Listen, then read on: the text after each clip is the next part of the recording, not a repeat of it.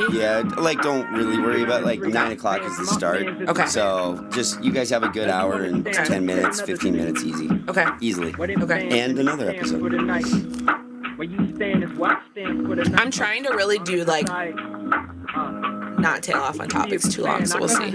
Yeah, and I will limit. Do you have an idea of how long you want to spend on things? Okay, I think it'd be cool to spend Like 10 or 15 on the first one, 10, keep it to that. 10 or 15 max on each topic, just because I feel like. Cool. And I feel like we don't need to check in for more than 10 minutes each. Right. Sometimes I think we wrap too many topics into our check-in. We do. And it's it can be separate. All right, I'm going to come in there and pull focus quick, and then we're good. Great.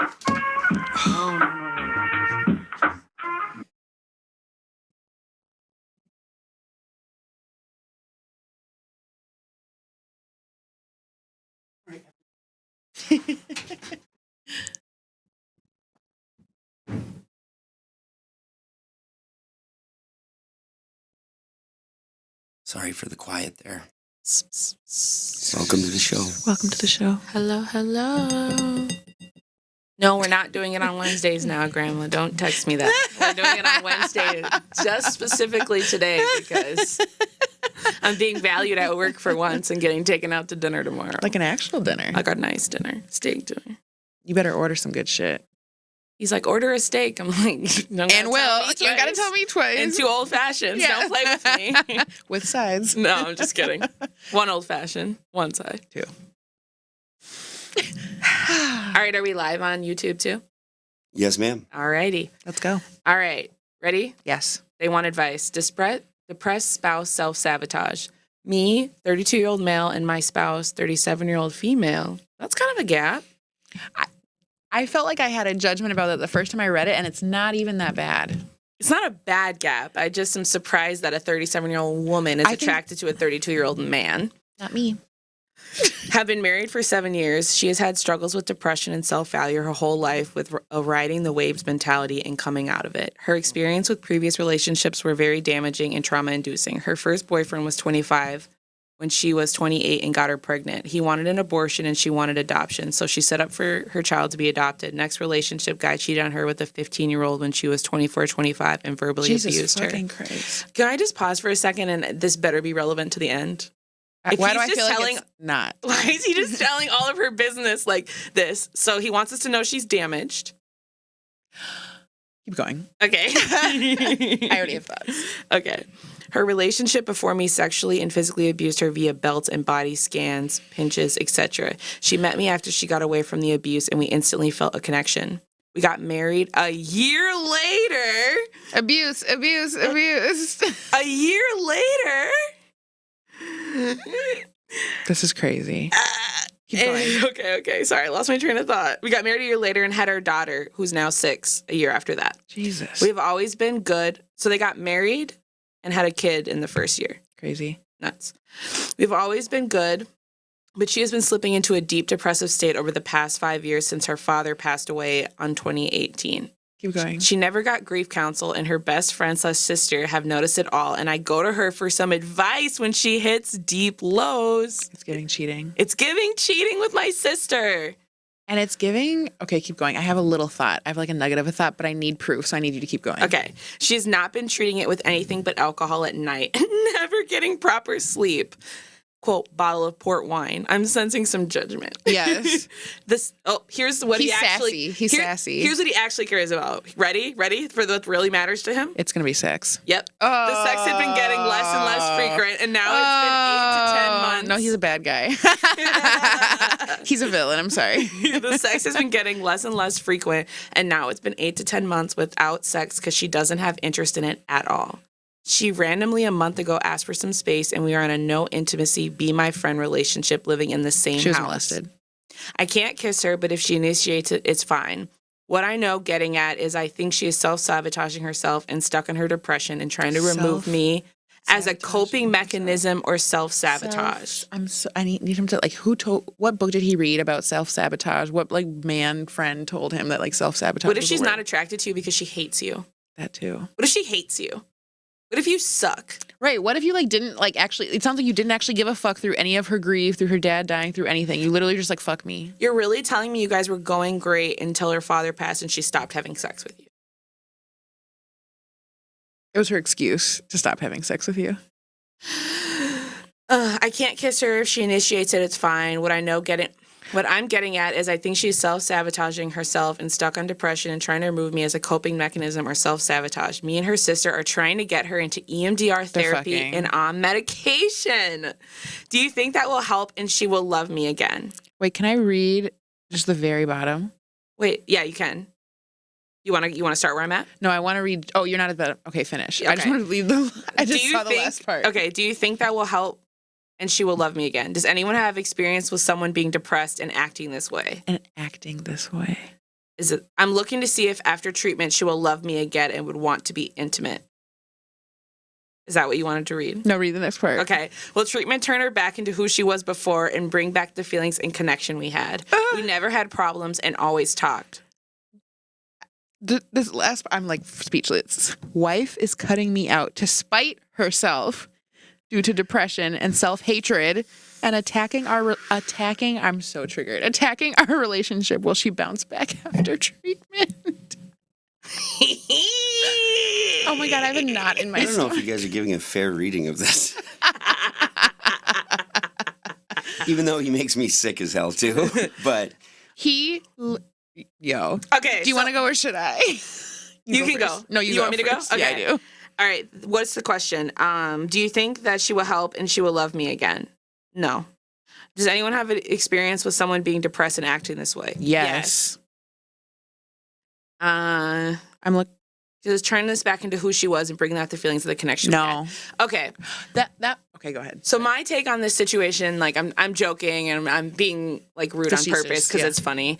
But my actual reaction to this is that no, you'll never get your wife back again. And what I mean by that is she's a different person now that this grief happened. Mm-hmm. It sounds like from what you're describing, she had very significant trauma her entire life. And I'm just guessing that based on the fact that those were the partners she picked. I have no idea if her dad was abusive or who was abusive in her life. But I do know that based on the partners that she picked, she was familiar with being mistreated. She went through all of these relationships. It sounds like she did what a lot of people do, which is they bounce to relationship, and then they avoid dealing with their own shit. Like when they feel bad, they can just dump the relationship or whatever. Or, and you're on the flip side, you're in the abusive relationship and you're being abused. Well, that's why I'm unhappy because I'm being abused. And you get in this cycle. It's really hard to get out. It sounds like she got out of this cycle and got with you, started this life with you. I have no idea how it was before her dad died. It sounds like you're saying it was going well. I'm going to guess that her dad passing brought up a lot of feelings of grief and sadness. And based on the tone of this email, you do not sound like you are empathetic. Or give a fuck. Or being connecting. And maybe that's because you're venting on this thing, but Which is also fucking strange. What's coming across as is the main issue with your relationship is that you don't have sexual intimacy, which totally sucks. But I'm guessing that long before you stopped having sex, you didn't have emotional intimacy. And I think it's foul that you're teaming up with her sister. Foul, and the thing that what are your thoughts? All of yours, cosine, align. The thing I think that it is for me too is it's not just that he wants sex back, it's that he doesn't care about anything else other than having the old relationship back. He wants the whole old life back. Mm-hmm. Sex is the conduit, but I feel what's interesting is he doesn't even care that she could be a different person or that she might be a different person. He's I just want my old wife back and I want our old connection back. Mm-hmm. Not curious at all about any of it. And it's just, like you said, it's just dumping on, he's creating a new connection with the sister, which is sickening. The other thing I will say is I get this notion of someone died 5 years ago, someone being grieving for 5 years sucks as a partner. Yeah. And if she had to have conversations with you about the fact that you're no longer allowed to initiate, that lets me know that she was feeling pressure to have sex with you, which is pretty much the most drying thing ever. Disgusting. Rather than trying to talk about the lack of sexual intimacy, I would suggest having an honest conversation about what's going on for you. Yes, including the sex, but working on connecting emotionally. Mm-hmm. and seeing where she's at emotionally. The fact that she's like, I can initiate it, but you can't, lets me know there's a lot of anxiety and fear around having sex. And I don't know if that has to do with you or not, or what's being brought up in her mental health right now. But it's not a good sign for how she feels about your guys' intimacy. And I think to that point too, it's not just a good sign about like your guys' intimacy, but the fact that you're just kind of trying to put kind of stamps or kind of band-aids on this instead of looking at deeper issues. You're just kind of outsourcing all of this anxiety that you are having into trying to make her better instead of looking at kind of why is it hard to kind of have a partner who's going through this or things like that. Like you're just not looking at self. It's all about like her and her things. That makes sense. And maybe you guys don't want to be together anymore. Right. And that's a conversation too. Like you're also not You're just not super talking about the villain issues. if you don't want to be together anymore. But it sounds like the timeline for you guys getting married and meeting each other and all of that was very quick, and maybe you rushed into this before you guys really knew and understood each other. Sounds like there's a lot of work to be done. I'm so like sort of conflicted with this because I am with you guys every step of every way, like just like puke as far as like answers. And then at the same time, when you kind of criticize them, it's like I have had guy friends talk about women withholding sex. Like the line in there where it talks about that it's not okay for me to initiate a kiss, but it is okay for her. I feel like that's never happened to me, but I absolutely have heard that so many times that I feel like there's got to be some, like, is it never the woman's fault if that happens? I don't think that that's what either of, I think it's that often when we hear that narrative that like men are, she's withholding sex and maybe she is, maybe she's even owning that she's withholding sex. There's this kind of push for you owe me this to get over this for us or something. There's not a whole lot of often curiosity coming from the partner, at least, who's not getting their sexual needs fulfilled. And that could be like men or women necessarily. Mm-hmm. But I think they often don't look at what they are doing to maybe not create like a sexually intimate situation or, and I think that's normally what it comes down to because in my experience when I've worked with couples and things like that, people are often, the person who's wanting all this sex is surprised that that person has all these reasons why they might not want to. It has never occurred to them that they might, like their partner might not be attracted to them anymore or might be really mad at them or might be really resentful. Like these things just don't come up. It's just you are just withholding sex to be bitter. And I find it hard to believe that any partner wants to have to be in a partnership where they're withholding sex. Yeah. So that's exactly what I was going to ask is it because I actually do like. And I have a completely different take on what you said. I have a thing too, though, is that you also like don't have to want to have sex in your relationship. Like it's okay to just not feel sexual for an extended amount of time. You don't have to have the same libido all the time. And it's also the other partner's job to be like, hey, there might be swaths in our relationship where we're not sexually active together. I disagree with that. How long? I don't know. That's between partners, I think. I think I disagree with that. I don't think your sex drive has to be the same, but I think that the second not having sex stops being a conversation, it's a problem. Yes. I think it should be a conversation, a point of contention when you're not having sex. Yes. So I don't want to give this notion that like, oh, it's not a big deal if you're not having sex with your partner and men are just pigs. Like it's not that. Yeah. The reason why her not wanting to be touched, what I actually got from it was totally different from what Rachel got, which is that like, a lot of people, when they are working through like sexual issues or sexual trauma or any kind of like sexual negativity, the internal, I can't describe it except to say that like there's this internal pressure as a woman to feel like you should be having sex with your partner that actually a lot of times has nothing to do with your partner. It's just the way it feels like it's a duty, and I don't think necessarily it's always on the partner force that. Yeah. But then on top of that, I often see like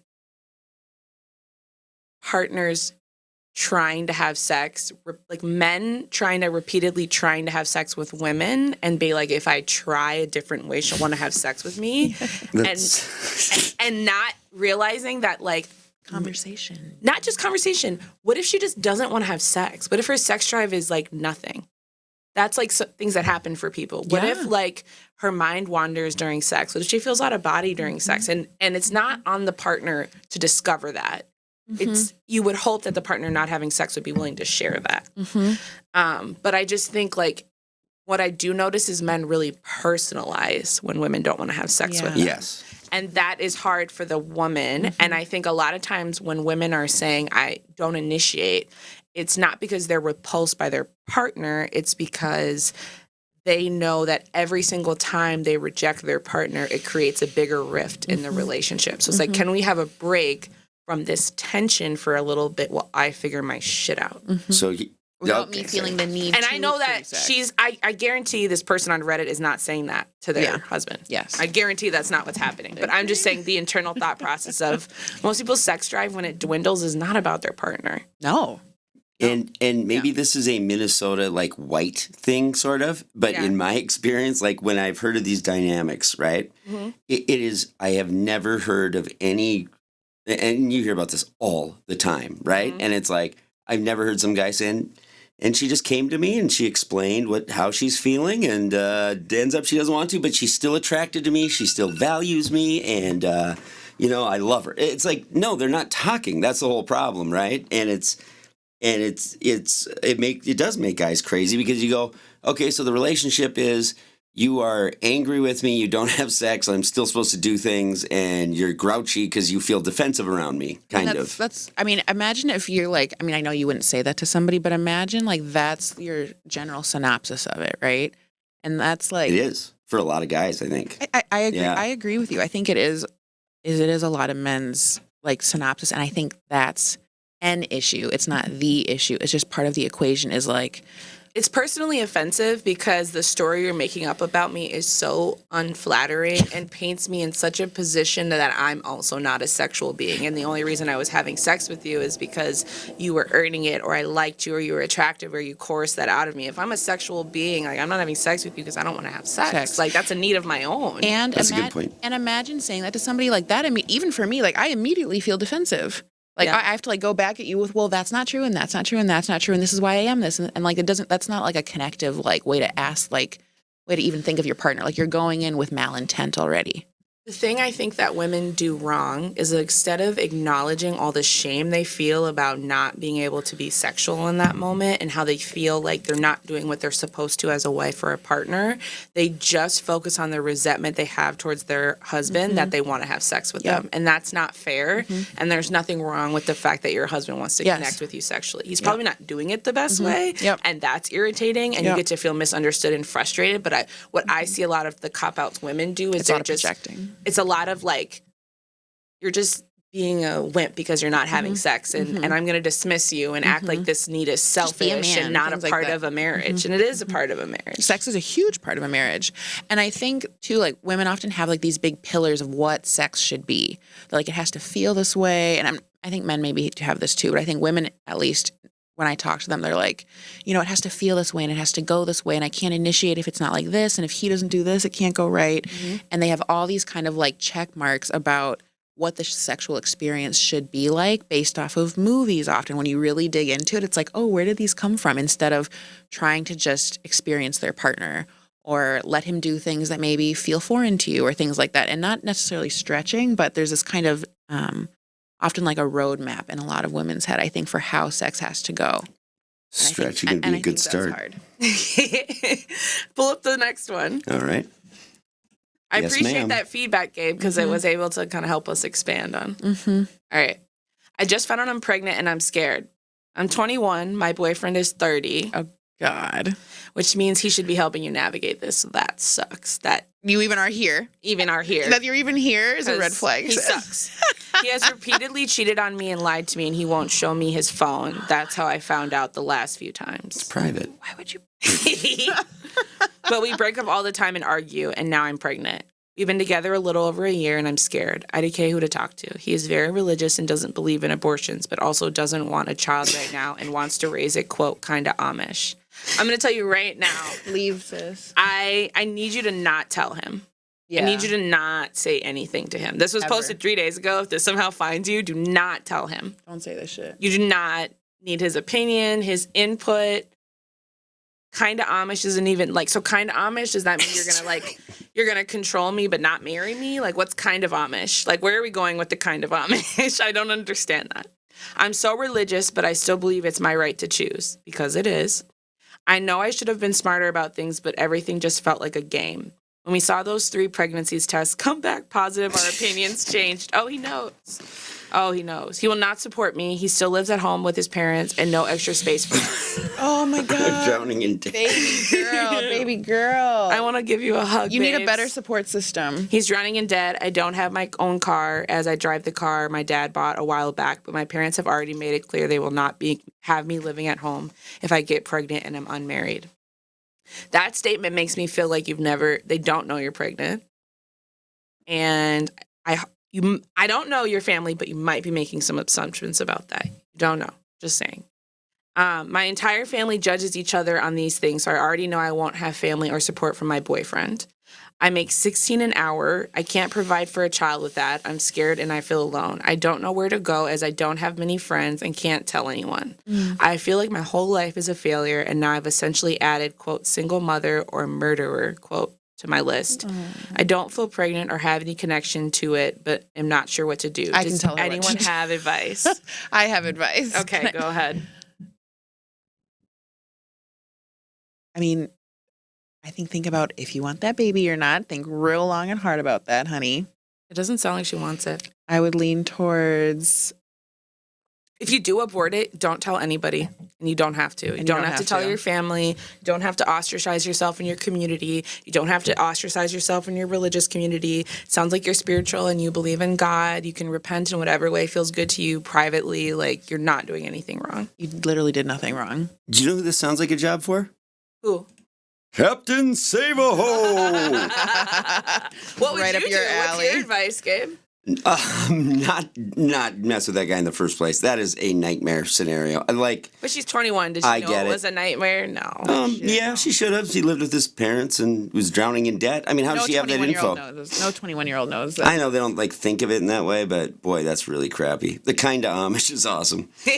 I want to know why. I want to know why he wasn't using protection. You guys weren't using protection. Well, he's religious, and that's gay And to she wear said, I'm condoms. so religious. You know that is an old-fashioned thing, by the way.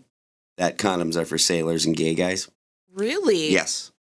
So who knows if he is kinda Amish? That might, Right. it's the woman's responsibility. You know what I'm gonna do, babe? You know I'm gonna spurt.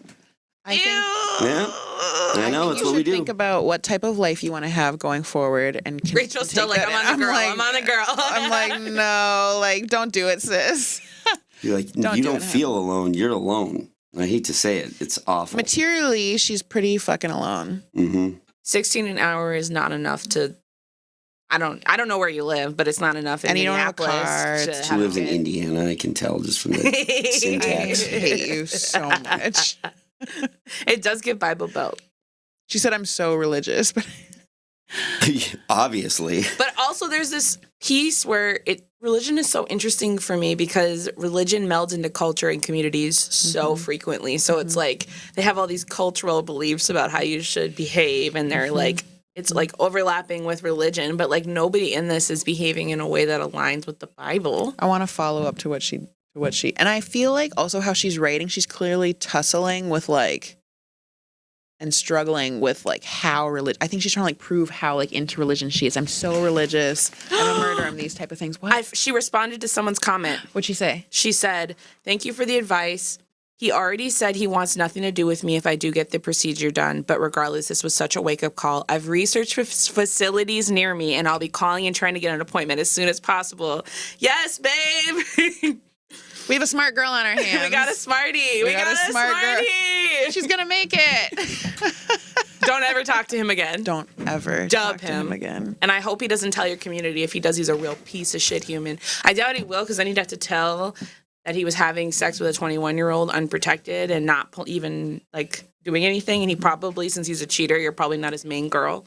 So I'm sure he won't tell people just because it makes him look bad. But in the future, take the pregnancy test alone, babe. Yeah.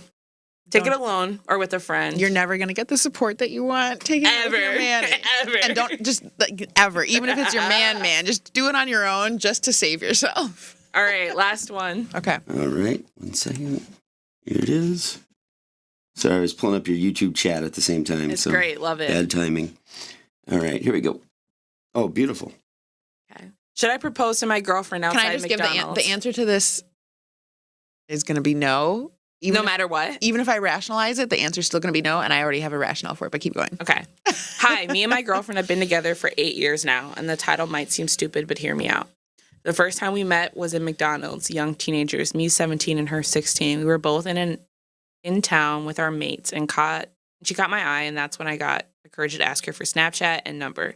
The spark was instantly there. Even though it is McDonald's, I'd have met the love of my life there. I know it's so hard to read his writing. Another reason is that after we started talking a lot more and getting closer, we decided to go out just us alone in town, and we ended up in McDonald's.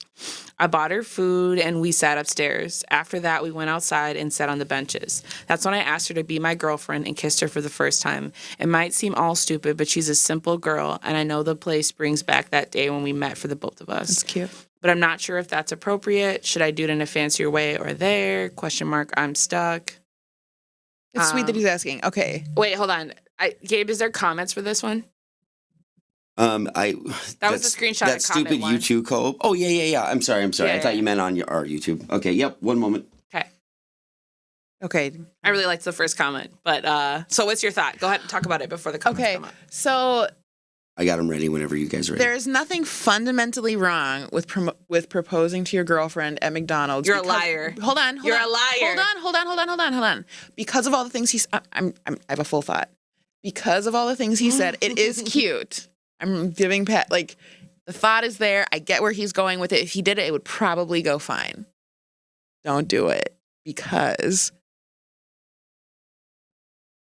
she's going to... No girl really wants to be proposed to at McDonald's, my guy. Do you feel like she shouldn't do it because she's going to have to tell that story to her friends? No. Or because she actually doesn't like it? That's what I was going to say. I actually didn't even go to... I mean, that's a part of it, but I feel like that's actually not the place where my mind went first. Where my mind went first was actually like, if you're taking like pictures, I don't know. I just feel like that's like a thing. Like he wants... I don't know. It's like... Not everybody wants pictures. That's some black shit. Not No, everybody wants I don't just mean... But I don't mean like having it, but like just like... I don't feel like anybody wants that. That's like a guy thing to like think that's funny and like broy and stuff. And I think that girls what if want it's more romance. sentimental? What if that's romantic? Then I think that's fine for them. I think that's fine. But I think you could go. I think would be more. I don't know. Gabe, will you pull up the comments? I thought the comments had good suggestion. Yeah. Got you right here. It's sentimental and sweet. Let me whiten them Take out. this one a grain of salt, but no, absolutely not. I liked this. I think it would be cute to have McDonald's on a picnic or something in a beautiful spot. Please don't propose at McDonald's. Everyone's it's like, not the food. Incorporate McDonald's. Yes, it's I not think the this is the way you food. can surprise her with her. Everyone's like, bro, you're being sweet, but hell no. Hell no. That's what I couldn't. It was like it's at McDonald's, like in that fucking plastic. Like, what are you gonna do? Like, go to like the cash register? You're gonna sit in one of those like little like dumb seats. Like, I think that'd be cute. Like, I would love if like I was like on a really like nice date and somebody brought Taco Bell. That'd be so cute. I would love that. That is cute. It would be funny for 30 seconds, right? Like, No, I mean, that would be- no, and I no, would act- no, I'm saying if you did the proposal there, like, it would be cute for 30 seconds, and then, now She'd we're be at like, okay, where are we McDonald's. really going? Where are you actually going to propose to me? This is why whenever I talk to young men where you hear them go like, yeah, like flowers, Valentine's Day, like it's fucking dumb. She's not into him anyway. I'm like, no, dipshit. You send them because her girlfriends will fucking annihilate you. They will fucking annihilate you. Don't make me tell my friends you didn't do anything. Yes. Don't. Even if I don't care. Even if I don't care, I'm like, Nate, just don't do it to me. Sorry, I got mad. And but like, then don't now do there's that like to me. Instagram and all this shit on top of it. Like I can't snap a picture of my coffee with my flowers. Just I'm like a sorry, little bit. there is like girl code stuff like that. It just is. It's the truth. It's how you know. And it don't even have to be nice flowers. Just go to Trader Joe's and get one of the little carnations or whatever. Like just like the thought. I know it's not a big deal to you. It's not that big a deal to me, but just do something. I'd actually prefer a live plant because I'm a plant girl. But that's and you're even easier. Exactly. Give me a fucking coffee. Hey. No, that's not true. Not easier like that. Do stuff together. We kind of do stuff together now. Like for instance, we're going out to like a nice dinner on Valentine's Day, but I like found the place and made the reservation. I actually think that's nice. I think like the longer you're together, the more. I actually never knew. This is like some black shit. I think I never knew that like Valentine's Day was supposed to be the guy do stuff for girls, and like Sweetest Day is like girls do stuff for guys. What is the day? You never even heard of Sweetest Day. That's not real. Sweetest Day? Never heard of I it. think you had a guy like con you or something. So weedy? No, sweetest. No, that was like a thing in it's like a thing in the Midwest, like in Chicago and here and stuff. And people like, you didn't see people talking about Sweetest Day this year? Never, ever. We used to celebrate it when I was in Chicago. But it's like the guy. I know it's kind of good. It's like black as fuck, but it's like. We haven't done this in forever. We haven't. I know we shot in forever. How are you? I know. Happy New Year. Happy New Year, bitch. We brought in the New Year together in Costa Rica. We went on a fucking beautiful trip. Stunning trip. And I caught a 5-foot long fish.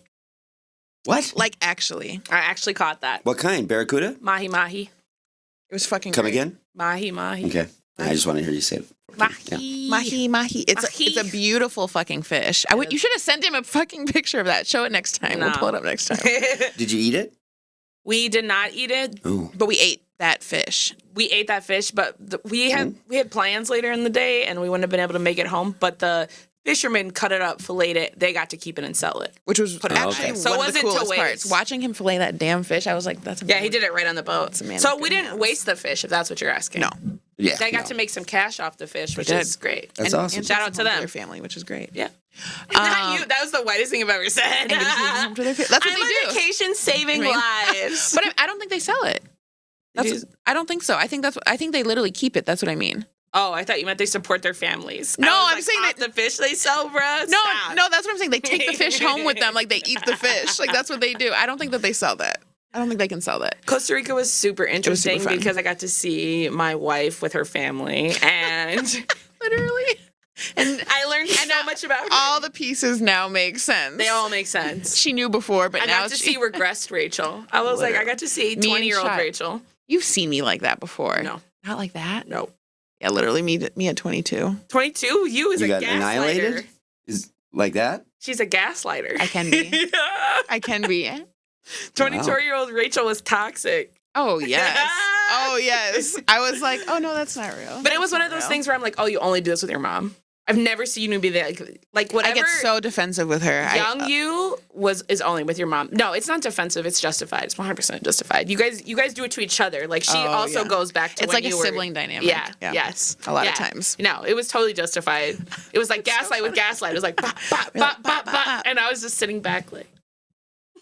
Is it like anxiety based you're drinking when you're down there, or is it actually fun and then you guys get a little chippy? I think probably that one. Yeah. Because it was only twice. We were there for a week. Yeah. Okay. And it was like, Okay. It didn't ruin the whole day. It was just a moment. No, we rebounded. And Everyone rebounded. And like, it was actually really refreshing because like we would have a chippy moment and then we would kind of disengage. And then everyone would come back and be like, that was weird. Sorry, I got a little pissy. Sorry, it kind of was this. And then we would be like, all right, moving on, which was cool. It was a time. This is why women are terrifying. My Like, mom was like, it it's just something sounds that like I a love girl's about trip. women. That's what my mom said. It said your mom's one of the girls. It's a girl's trip. Oh, it's literally. Yeah. It's just like you just never fucking know. I had a great time. It was literally one of the most wonderful vacations I've ever been on. It was fantastic. Wow. I was really glad to share it with her, so it was fun. She was like scratching like by the time I got there. Literally, she was, like, fiending there for was me like a to video. come. I was literally like my mom was like, "Are you ready for your friends to get here?" I was like, literally, I was like, "It's been a really long week. I'm ready for my main squeeze to get here." Okay, you said friend. One friend? My other friend Isi also came. Rich girl. We stayed in our own place away from the family. That'll tell you everything That you is need to know. so awesome. Yeah. It saved so many things. It was great. That's awesome. I actually truly had a wonderful time, and it was interesting because it just is nice to see people in different elements because you just learn more about them and like. It's the thing that I like about it. It is stressful. Like there's a certain, I'm like, oh my god, like my friends are gonna come and it's gonna be like, and it's not that like I actually think I acted more naturally, like because I had support actually. So I actually You got had the to squad. Exactly.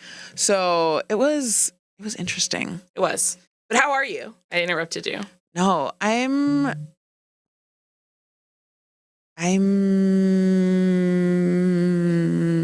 overwhelmed Okay. in life in general. Just this week is overwhelming in particular. I have car trouble. I'm just processing a lot of things. I was sick last week, so I feel like I'm behind. And it's just Rachel got COVID. I got COVID on the trip. as soon as we got back. I No, was like, you definitely got it on the trip. that's what I'm saying. Like as soon as we landed, I was like, oh. Yeah. So I literally was home all week last week, which was actually wonderful. Yeah. Literally just got to sit in my house and do nothing, which is my favorite thing to do. Mm-hmm. I'm feeling behind. You always feel like that. I know. I like can't catch up on. Are you a new year, new me girl? No. No? I haven't set intentions, like, or whatever. I don't even know what they're called. Not intentions. What are they called? New Year's resolutions. New Year's resolutions. And so I think, like, my dad used to do them when we were kids. That's cute. But I don't. Do you? Are you New Year's new me girly? No. You New Year, same me. New Year, same me. Same me. There's things that like, I think I'm like, oh, like I could probably fucking like work on that a little bit harder, like in my head, but I'm never It's like. not because I don't want to change. I just, the new year doesn't signify that. No, yeah, I don't. Yeah, it doesn't do anything for me. I'm always working on myself. Ask me how I'm doing. I might have to challenge her on the that she never wants to change, but yeah, that was my first thought. I was like, yeah, she doesn't want to change. I didn't get that at all when you said that. No, I said I always am changing. But I'm saying that's a lie. You think so? I think you like who you are. I think you're very solid and rooted in that. And I think that's great, actually. I don't think there's anything wrong with it. I think you want to make incremental small changes. New me, new whatever, those people are people who want, like, wipe the board because I'm coming out, you know? You're right. I don't want to do that. Right. My changes are, like, I should, like, be more consistent with breakfast. Yeah. No, that's literally. I don't. There actually is nothing about my personality I want to change. You're right. Call me out. Yeah. I don't. No, I really don't. and I'm that way. Yeah. So, I mean, for the most part. I love my personality. That's. Ugh. Yeah, that's. And there's like that like I've accepted that people go one way or the other with me. I just like I accepted love that it or you fucking hate me, and I get it because I'm kind of a know-it-all, so it's fine. But like But the thing that I don't really like that. I don't agree with that because I feel like you are. Sure, you're like solid and rooted in here, but that doesn't mean you're not open to change or that you're not like looking at yourself or that you're not continually just being like, I'm like open to expansiveness. That doesn't mean that you're not deeply rooted in yourself and that you love your personality too. She just admitted to it. But we're talking about, I think they're two different things though. I feel like I'm very intentional in how I show up, and I'm open to hearing that I do wrong in situations, but I'm not really open to making fundamental changes to who I am to fit in with others. And people don't like that, and that's okay. That's okay. There's a lot of things that are like, I think, specifically as a woman, that are like woman friend group people, social norms that I don't participate in and that are off-putting to people. And I've like had to figure that out about myself. Like what's an example of that? That's not what I'm talking. I'm not good at compartmentalizing. So like there's this kind of like woman thing where you're supposed to be able to kind of like be in spaces with other women you don't like, or, you know, you're supposed to kind of engage. The event is bigger than the individual person in kind of a lot of women friend groups, right? Oh, you'll make a mess. Yes. So I'm a mess. And what I used to do when I was younger is I thought everybody had to know how I felt. And when I got older, I realized nobody has to know how I feel. But I also kind of don't want to be there. And so I kind of get ostracized a lot because maybe I'll show up for like an hour and leave or something like that, which is not considered like okay in those spaces, right? We're here regardless of how it feels. But I'm like, it's somebody else's birthday. I'm not going to have a good time, but I also don't want to make it about me. I'm going to make an appearance and leave. And so it's like things like that where I've just accepted. And so when I do get feedback of like, I thought I was kind of rude, you didn't stay till midnight. Like, I am not very open to being like, I'm saying, you know, like there are things about me that I'm pretty rigid about, but that's because I'm intentional around what I'm doing and I'm okay with like not being liked. You're a new year, new me gal, but it's not because you want to be a different person. I just feel like you want a completely different lifestyle. You always act like you're like, want to be a motivated person or you want to be this person who gets up. But I feel like I'm like that all year round. Like I wish I were that person. Like that's what I mean. Oh, like you're always trying to shift who you are and where you're at. Probably, yeah. Yeah, but the new year is just like an excuse to drink for me. I love you. I think it's awesome. But all year, yes, I'm very much like I need to like try harder. I need to like do this thing better. There's like self-improvement to have. I haven't like settled into the whole like. Does it ever feel self-hating to always feel like you need to be self-improving? Yeah, I was gonna ask. It's the thing that I talk about in therapy is like I don't know how to like turn that off. It's not that I know that I'm not doing it. It's just like I can't turn it off. Right. Yeah. Last week I was sick too, but I kept testing negative for COVID. I went to work with a mask on, so because we're doing universal masking at the hospital right now, anyways. But I was sick too. Did you guys ever stop? We did stop. Yeah. Okay. Nobody was really getting sick over the summer. And like early fall, and it was kind of one of those hospital things where everybody realized like, oh, we're doing all these vaccines and all these things for people not to get the flu and not to get now COVID and like, what if the providers who saw 50 different people a day just wore a mask and didn't spread it? So that's like kind of what they're trying to do, which makes sense. And it's actually not the worst thing in the world because they're not making the patient's mask, which is great for me because when I'm trying to do therapy and I can't see half of your face, it's really hard.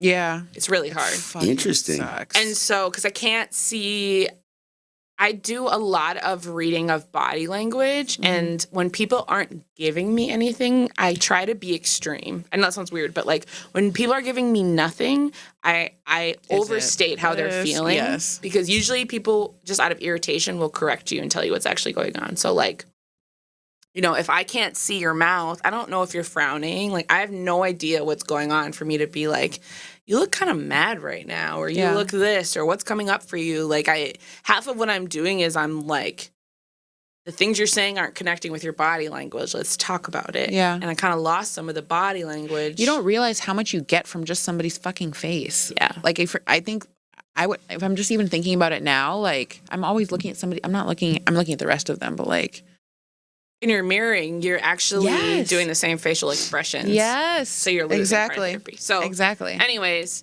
I'm good.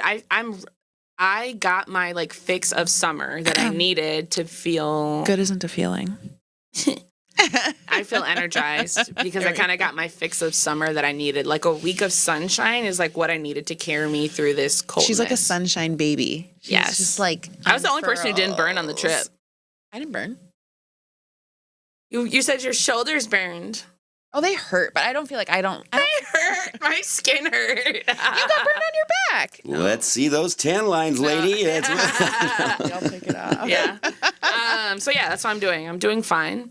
It was MLK Day on Monday. Oh my God. It's the worst day of like the black year. Tell me more. It's just such an unserious day. We're hilarious. Black Twitter, Black whatever is hilarious on MLK Day. Black people are with the shits. It's literally white folks who act an ass on MLK Day. What do you mean by that? White people like just put he's like what is it? Civil rights Jesus. That's what I saw for somebody post. They were like, he's like civil rights Jesus. Like they just martyr him and like treat him like he's like this sanitized, like peaceful. We love him. Gandhi type of thing. And he was so like pro-worker, like pro like union, like anti-war. Like he was very fucking radical. And like the more that I dig into him, I'm like, he has like a totally like bad rap in like what do you mean a bad rap?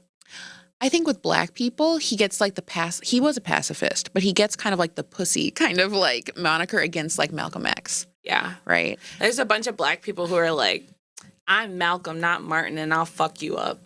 To be fair, which I get. To be fair, I feel like what we were taught about him is the most impressive thing about him was that he was nonviolent. And I don't think that's true. Agreed. Fucking agreed. Yeah, the thing that is uplifted is his pacifism. Because that's the most palatable thing is like, be peaceful, be peaceful. It's the easiest thing to teach to kids. Easiest thing to teach to kids. Mm-hmm. And it's the least dangerous thing to teach the kids. Mm-hmm. I also think there is something about martyrdom that we all look up to, this notion that you would be so self-sacrificing for the greater good. I think people think about that and he was murdered. And he knew he was going to be murdered. He knew he was going to be murdered. So I think like there's this whole like the self-sacrificing thing of like I'm going to take this beating on TV because I want the world to see that no matter how I behave as a black person, I'm going to be treated this way. Because I think that's often the rhetoric that we're told in the greater scheme of things is that we as a black community will look at a situation and be like, their blackness is why they were treated as less than human. And greater society will tell us back like, no, it wasn't their blackness, it was their behavior. Right. And they'll point to their behavior. And Martin is one of the few people now, I don't even think this was true when he was alive. No, people hated him then. Yeah, people but hated him. Now he's somebody who you can't, quote, point to their behavior. Except for him being a cheater. Do you guys want me to put those pictures of Martin Luther King up? Yes, okay, please. like here, I got some with him and Coretta right here. I want you to a fucking fool. A fucking fool. The real Martin. Wait, I haven't seen this one yet. Oh my fucking God. My dream is for you to act like Coretta King. You sound like Bill Clinton. Not him and his woman going hard. Yo, it's that outfit. He thought he was hot shit in that fucking Hitting outfit. it. He thought he was hitting it. He ain't got no underwear on. Was it Hold on, are those sunglasses photoshopped in? No. Wait, say it again? Shut the fuck. He was walking around with those hanging on his face. Yes, he's a jackass. What an asshole. Asshole. Wait, so I have a thing. I have a couple takes on this. Go. Okay. This isn't okay. Wait, do a take on this because mine is back to MLK. But do a take on this. No, we'll go back to MLK. Go ahead. He is MLK. He's with You're right. the We're new talking Coretta. about this. Yeah. Okay. Actually, you know what? We can tie this into him. Okay. So I was on MLK Day. People, get into their op-ed bag and start writing shit, and black people start writing shit, and white people start writing shit. And so, I'm kind of like investigating all of that. And I hadn't thought about this before. That like the way that he is positioned in like our culture in this time and stuff is. For black people is he was kind of spineless or didn't stand up to people. He was kind of like, pacifism is kind of aligned with like whiteness in some way. And I can see that too. Like I really do get those criticisms. What somebody said, and I wish I had screenshot it, but essentially the message was like, we malign when somebody has like structure to their vision or when they have a direction that they want to go in, we see that as like, what is that called? When you're establishment, you're not anti-establishment, not if you're kind of measured and things like that. Yeah. And so I think the Black Panthers often, and I'm like all for all that shit, but they get a lot of credit, I think, for being radical. For being radical and militant when actually when you read about MLK, and I was kind of a person who kind of thought that, oops. Soak. Son Martin Luther King. But his ghost came back and said, "Shut the fuck up." Literally, he was like he gets like a bad rap as like being not anti-establishment, and he actually was just as radical. And then this person took it.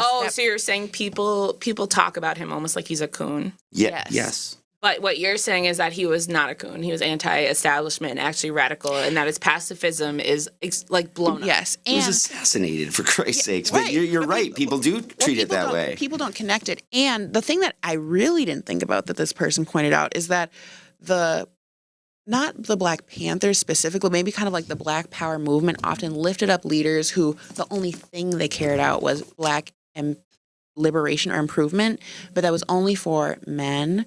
And only for like a certain type of Black family. Like they weren't pro-women, they weren't for queer rights, all these things. And I get like the times and all these things. But actually MLK was all those things. He was pro-worker, his best friend was gay. Like I didn't know that. He was pro all these things. Bayard Rustin was his best friend and he was like an out gay person. And like I didn't know all this stuff. And like Eldridge Cleaver was like a really large Black Panther who was like a womanizer, there's just all these other things. And it's not to like pit Black Panthers against like this pacifism thing, but I think culturally we don't want to investigate kind of that. That's so interesting. I've never heard that. I'd never heard that. Very interesting because I think and I want to hear what you think about that. Well, I just think that there's a large faction of the Black community where being pro-Black is the only thing, the best thing, and it doesn't align with any other like dual kind of this like intersectionality. There's a lot of people in the Black community. Thank you. There's a lot of people in the Black community who don't do the intersectionality. They don't think about being Black and a woman, being Black and gay, being Black and queer, being Black and trans. It's like just being Black is all they're for, and all that other shit's some weird shit. Mm-hmm. And only one type of Black. Yes. Yeah.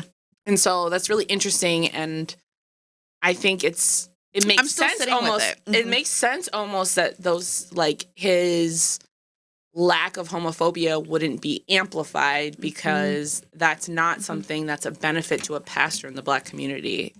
Right. Like let's be honest, everyone would be like, right. Oh, so he's kind of gay. Right. Like, exactly. Him and his his real best friend. The person that he really went to the most. So I just think it's interesting how what we qualify as like radical or left politics. Right. When like left, like radical doesn't mean left, and radical doesn't mean necessarily for like people necessarily. You can be like very conservative and radical, and you can be like pro-Black and be those things as well. Mm-hmm. Like this person was like, would we see Dr. Umar as pro-Black?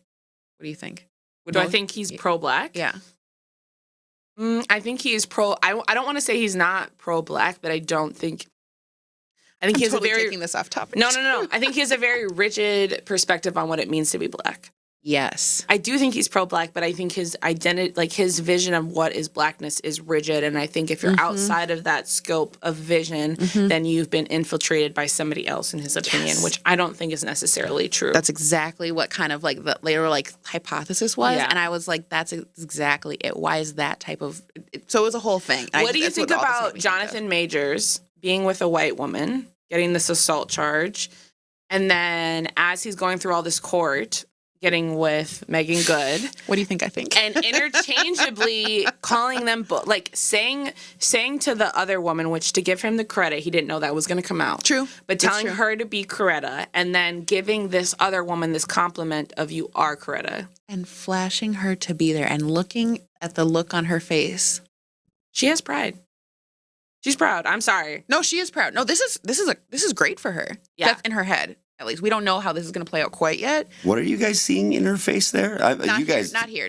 This is Okay. the interview. Sorry. Yeah. not here. Okay, They had gotcha, an interview. gotcha. Yeah. What do I think?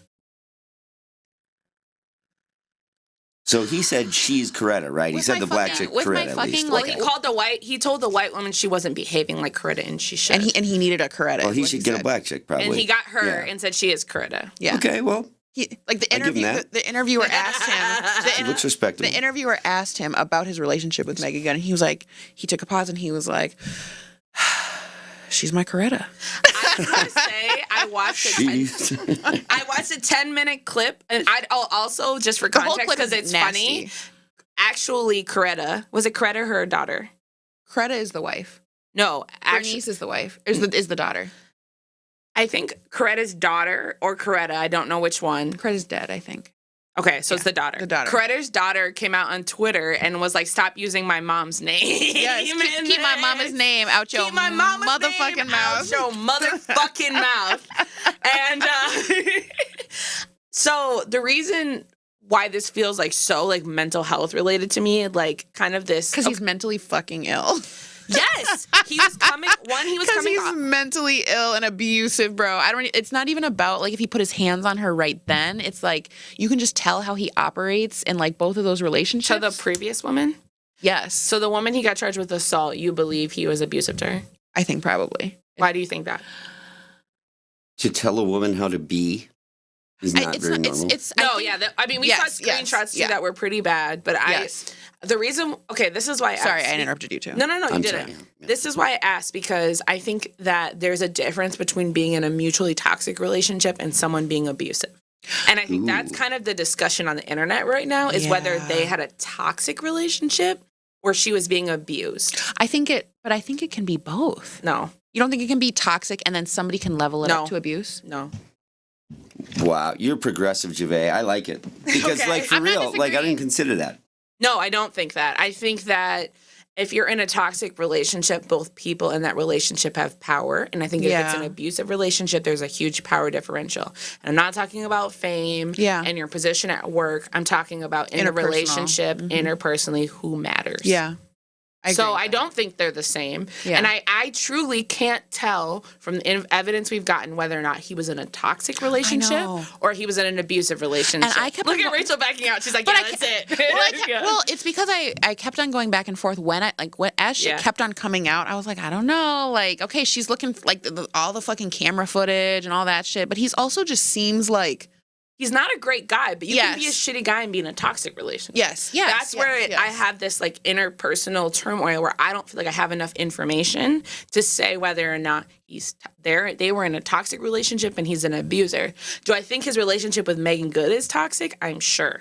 Just based off the fact that he went from 1 to 2 and he's in this place of crisis. And I feel like if you were truly having the self-reflection you said, you'd be single while you're working through your career falling apart and your life falling apart and working on the fact that you did play a role in that relationship being crappy. Like, I feel like if you really understood that, you'd be doing self-work, not being like, she held me down. Shout out to Coretta. And parading her around is nasty. Well, she's Megan Good too. Also. I mean, duh. Like they can't be quiet about it, but it's just like.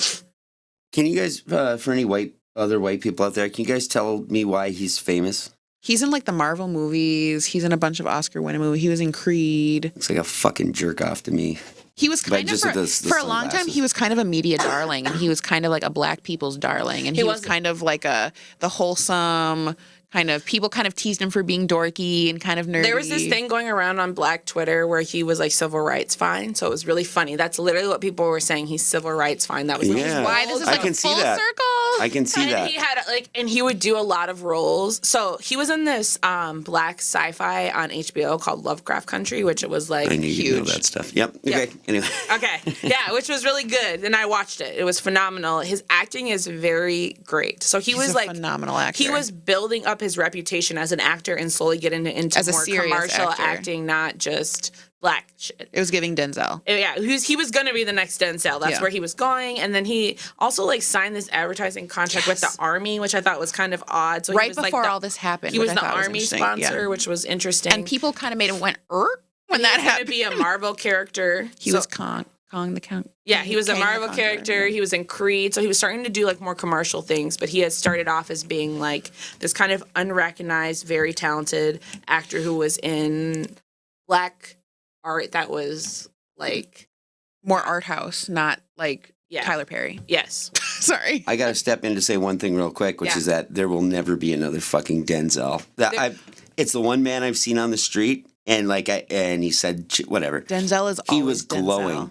And I He's a shit you beautiful not, he was glowing. He's a beautiful But it wasn't It was even like insane. a looks thing. I'm It not was even being just funny, like right? it wasn't a looks thing. It was like every movie's gonna hit. He's gonna And he do a might good be- job. and He's he- gonna act well. He's gonna have a certain character he plays. And he might have been a better actor than Denzel, to be honest. Denzel is incredible, but Denzel is Denzel in every motherfucking movie. Yeah, he's got 2 or 3 And he years, should be. but yeah. And he should be. I don't want anything else from him other than that. yes, but He's fucking fine as fuck. So there was all this like he's civil rights fine. So it's funny that he took on this Coretta thing because apparently that's his civil rights bae who Which- he'd be with. I want to know too if he's like talking about Coretta's like eloquence and like the way she carries herself and her activism, or if he's talking about the fact that she was silent with a cheater. Like, what are you talking about when you're saying be like Coretta? Ooh. Because That's their really daughter, what's getting me. The thing that you're talking about, their daughter tweeted was like, my mom wasn't just some prop on the side. Like, Period. She bloop, wasn't. bloop, bloop. Like, And a lot of what she was talked about in the black community was that he was a cheater and she held it down anyways because of who he was as a person. and he was a womanizer. Yeah. Like, So what are you talking about? fucked white women. So did you get Keep your hands off our women. did you get MLK Day off? Yeah, I did. I did not. And there was a conversation with Every year, I'm going to be honest, this is like some naivete. I think like, I'm surprised that it's like people have to work. why? All of my other friends had to work. Yeah. I thought it was like a day that everybody got off. I feel like it was. I thought it was not. for a long time. Like in school, It's you not. I think I thought because I was in school and I got it off. It was like a federal holiday. I think it is, but it's not one of those ones you have to do. Ooh. Do you know why white people do just adopt him so much? Like Why? when I think back on it, so I grew up in northern Minnesota. Just like we had one black guy in our school, Jamal, and Not his name being Jamal. You could have Yeah, it said was. any fucking thing else. I swear his name was Jamal. yeah, I swear to God, his name was. And by the way, last name, shout out Washington. No. Yep. He was For black. real. He was black as fuck. He sounds fine. Yeah, but shout out, and just when I think of it, like I remember being shown Martin Luther King videos when I was in kindergarten. Like he's safe to show to kids when they're young, where you can't show a Malcolm X speech. I mean, you absolutely can. The version they show of him is safe. Of course, Yeah. of course, yeah. They don't show him adultering, Yeah. or whatever. Also, but well, yeah. Well, no, but, People but could I mean, show like his Malcolm actual X. message. But I mean, like his actual message was not that. Is what I'm saying.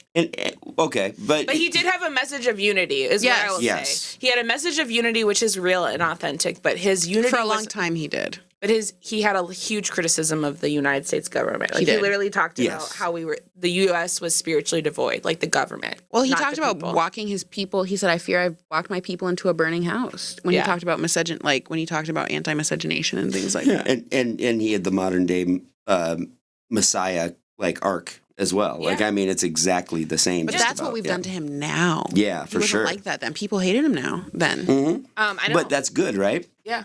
I mean, I don't think there's anything wrong with people liking Yeah. and respecting him. I Yes. think that that's a good thing. I don't want to like shit on that. I think like the reason I thought so much about this MLK thing is one, I think just all the different perspectives, but two, I had a really interesting conversation with work where we were trying to have like this conversation about race with other social workers and therapists because of what was happening that day. And I was the only black person in the conversation. And so I was quiet the entire time until the last 10 minutes. And everyone was like, well, what about you? And it was so funny. The white people were so uncomfortable. They were barely speaking and all this. And nobody said what about me, but it was just, and I said, you know what, I'll speak. And I said, honestly, I said, listen, I didn't want to speak because I kind of didn't want to bail anybody out. I kind of wanted you guys to all have this hard conversation. And I also didn't want to come in and say something and everybody feel like I'm the expert and now they can't share their opinion. Because I don't want that to be the space either. And my kind of supervisor looked at me and I'm like, expert as in like expert on blackness. Like we're talking about race, right? But this article that we were talking about was this conversation about so many social workers we work with are trying to be neutral all the time and apolitical because they don't want to ostracize their clients. It's whiteness. Well, you do ostracize your clients. It's true, though. I mean, That's not made up. no. Yes. Yeah. And so they care more about rapport than they care about being a social justice person. But social justice is literally the backbone of social work. And so how do those two things come together? And so it's really, really interesting. And that was kind of what had me thinking about this because I think it's the constant thing that we butt up against as therapists.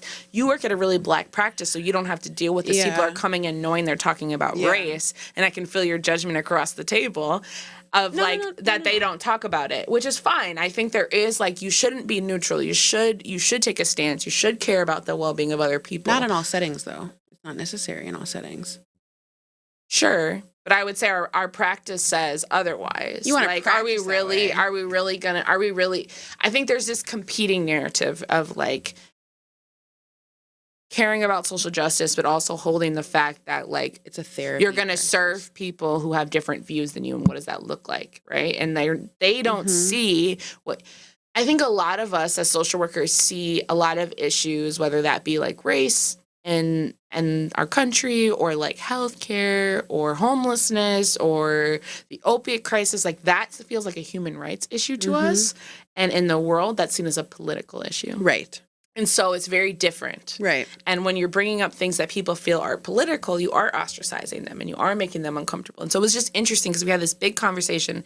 And basically what I shared is like, this feels like a white conversation to me because you're basically saying, do I want to out myself as a liberal?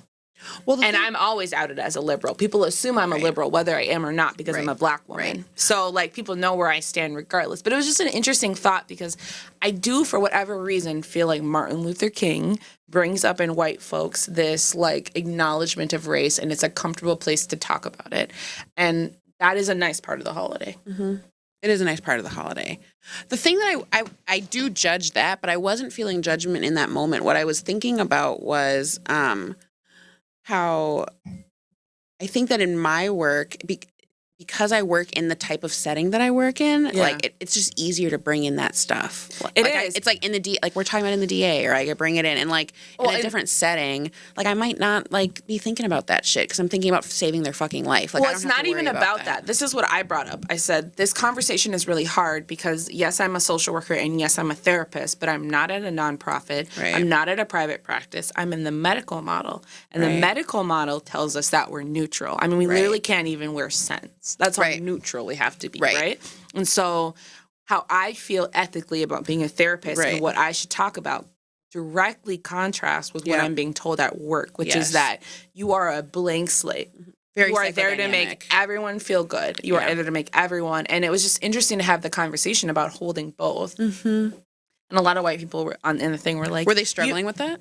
No, they were like, you made me think about it a different way. Like when I was like, this is a white conversation. And that's okay. I said that. I said, and that's okay. It's a conversation that needs to be had. And Black people just operate differently. It's not about operating differently. You don't think so? It's we operate differently out of necessity. Yes. And this is how I described it to everybody. I said, you're sitting down and somebody's wondering if you believe Blue Lives Matter. Everyone's sitting down and assuming I think fuck blue lives and Black Lives Matter. And if you bring up police shit, it's fuck you, right? Like the assumptions around who I am as a person are also what I part of think it. are already there. Yes. So I can't.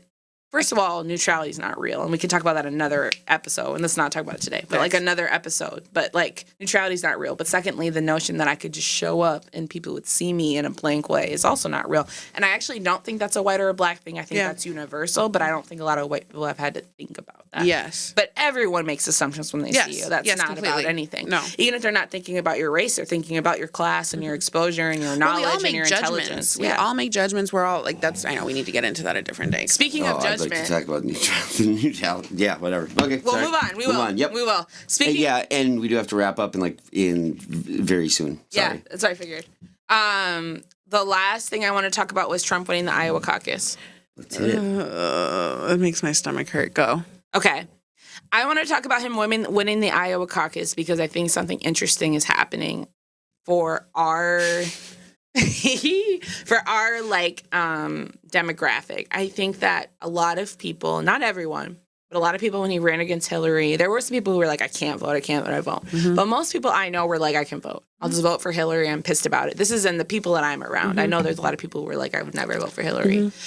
We're in this space where Trump is like fully blazing, like he's going to be the Republican nominee.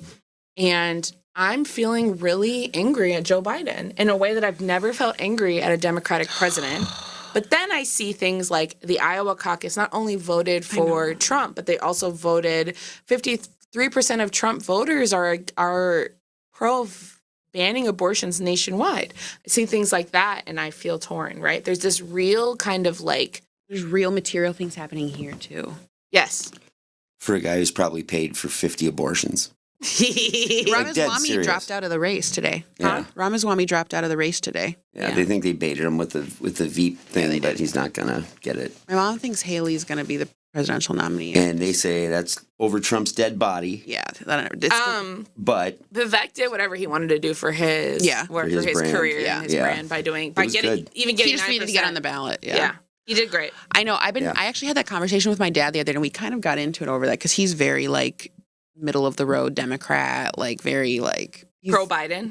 Yes. Okay.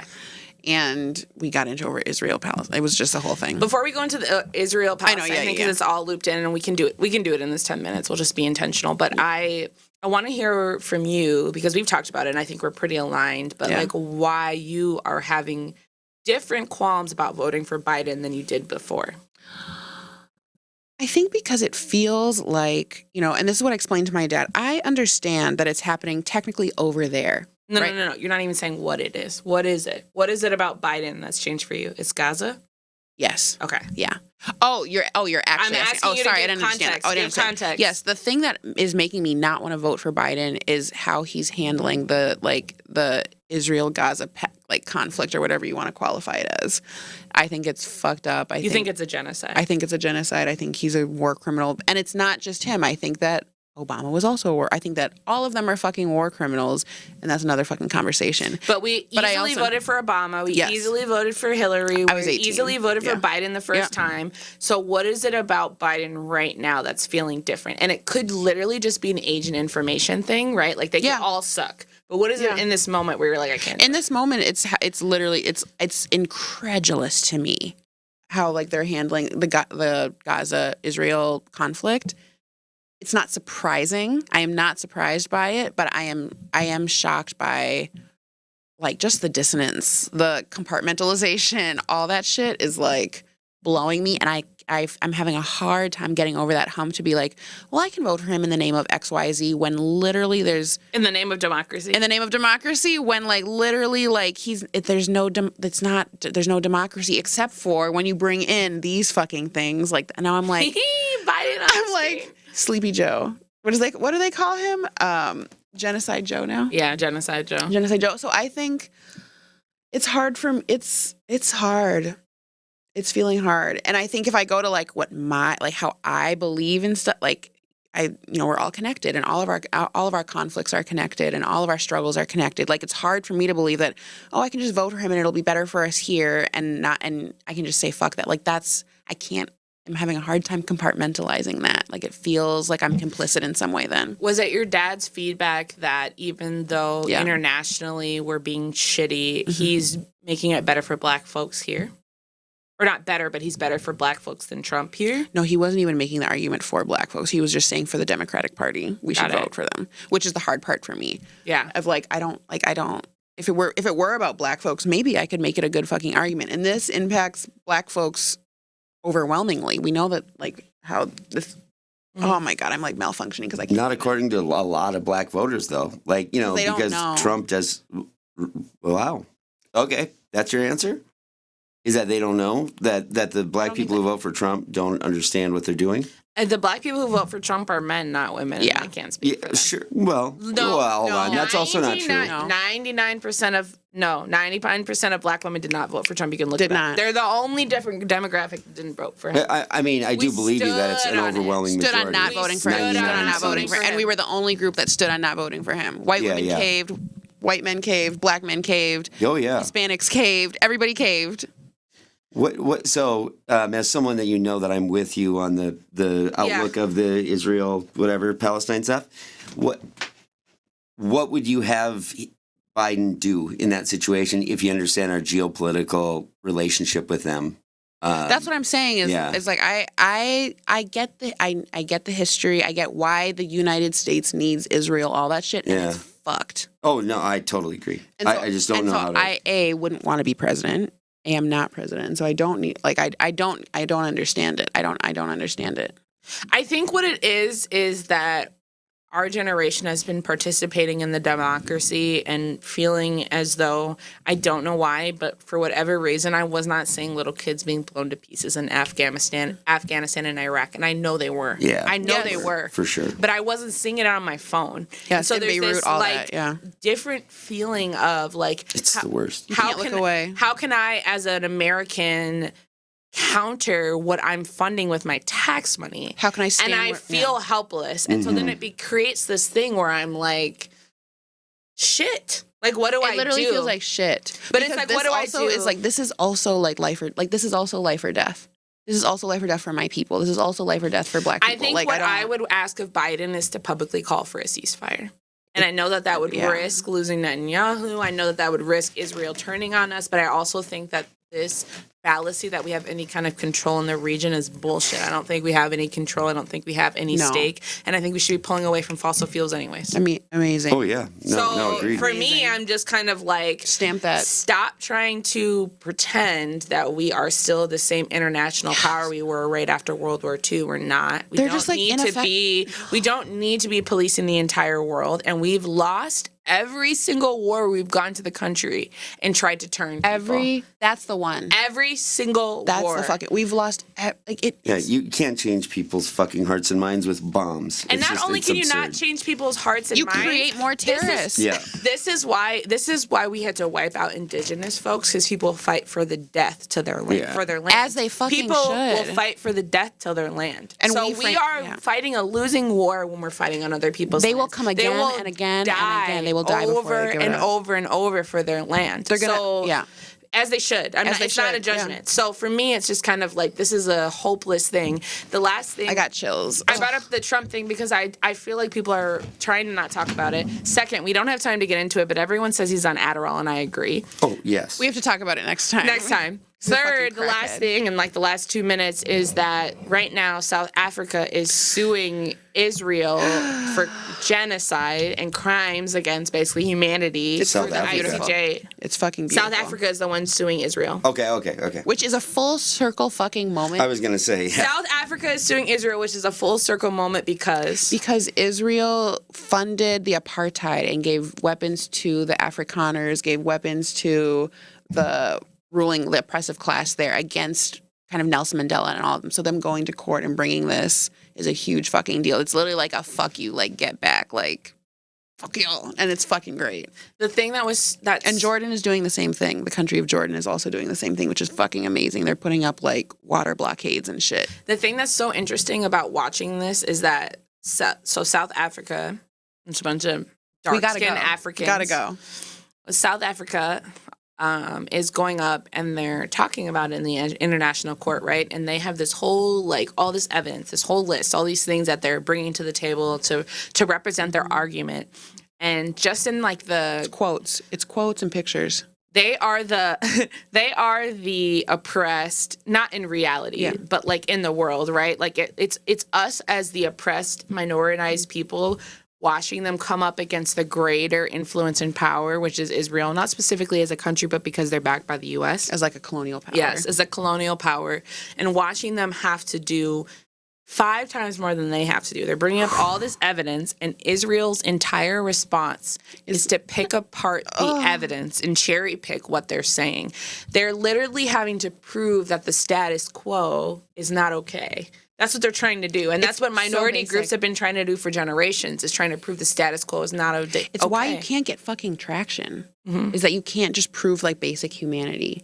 And, like, and it's literally, like, I think I see this on so many different levels, is, like, it's being, like, gaslit on, like, an official level. Yes. Is what I saw somebody say. It's like, we're being gaslit, like, on paper. Yes. Which is fucking insane. Yes. And it's so interesting to have people be like, hey, here, like, here's all the proof that, like, what you're doing is intentionally trying to destroy the folks of Gaza, their community, make it uninhabitable. You're trying to starve them. You're trying to do all these things.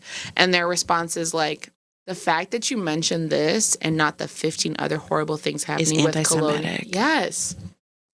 It's horrible. It's terrible. It's difficult. And I think it impacts, it's like a general, we're watching we're watching in real time how a lot of marginalized people feel, which is that we're being gaslit on an international scale, and it's so great to watch South Africa go against them in a court to say, like, I don't care. We're not doing that shit. We're not doing that shit. It's great. And, like, it's the first time I've seen a lot of commentary about this. Is the first time, like, it's ever felt like people are in, like, global solidarity about something, and, like, the U.S. is, like, not on board. Yes. As we continue to watch, I hope by the next time we shoot this podcast, we'll be able to see the response that they have. I'm ready too. We'll see if being a good human wins or not. Literally. Cheers. Ugh, I don't like our odds.